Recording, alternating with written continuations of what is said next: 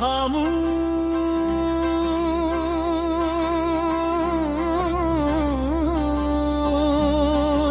किताबों भी भूला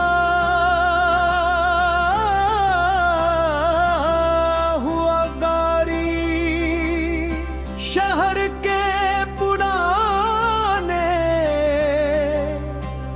कतब खाने के आखिरी हिस्से में एक कमरा था जहां कम ही लोग जाते थे।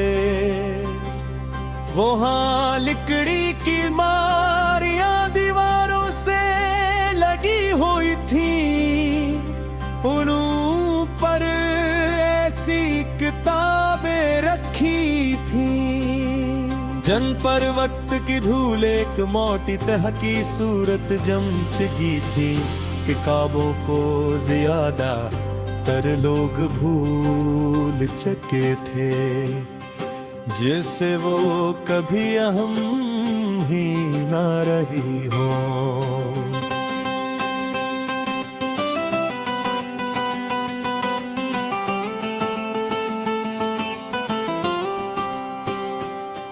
इसी कमरे के एक कोने में एक खास किताब पड़ी थी।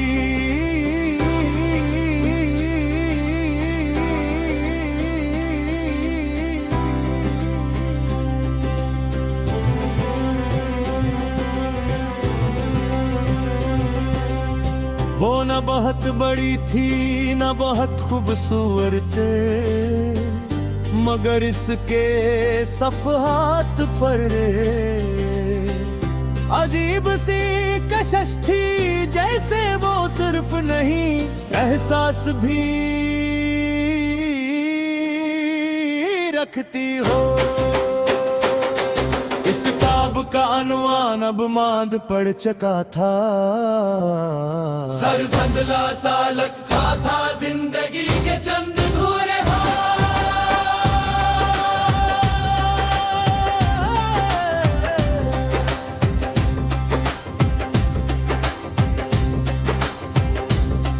एक दोपहर में उस किताब खाने में दाखिल हवा, बाहर हल्की धूप थी और हवा में गर्द के बारीक ज़रात तैर रहे थे। अंदर आते ही खामोशी ने मुझे अपने हुसार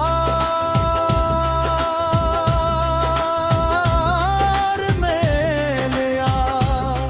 मैं किताबों के दरमियान चलता हवा इसी कमरे तक पहुंच गया। मोह पहच कर मेरी नजरें उस खामोश किताब पर पड़ी।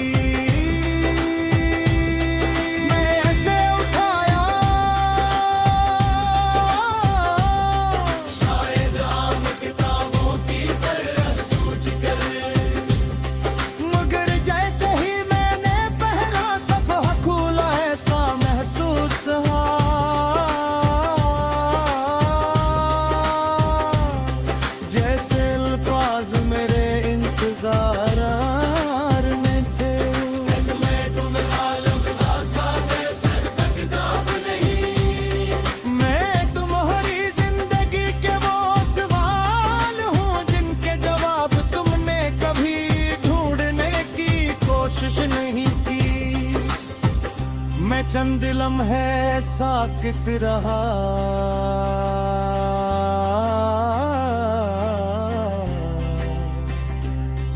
फिर अगला सफ़हा खोला।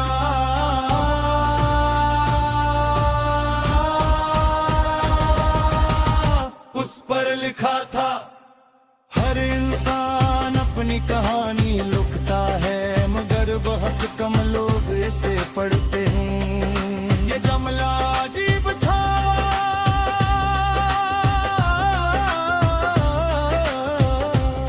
मैं किताब के मजीद सफ़हात पलटने लगा।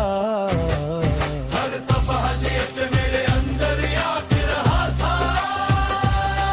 एक जगह लिखा था, तुमने कितनी बार अपने दिल की बात को सरफेस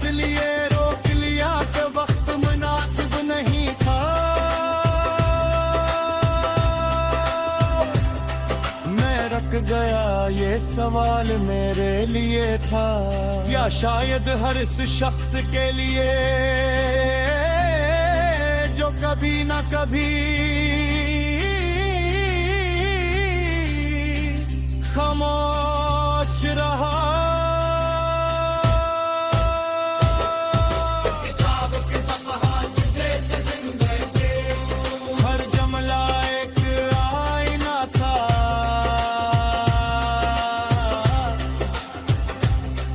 एक और सफ़हा खोला,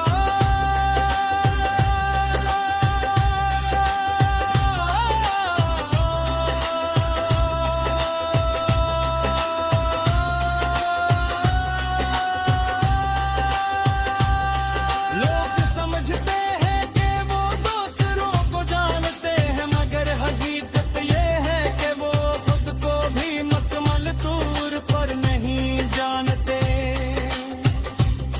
मैंने गर्दन झुका ली,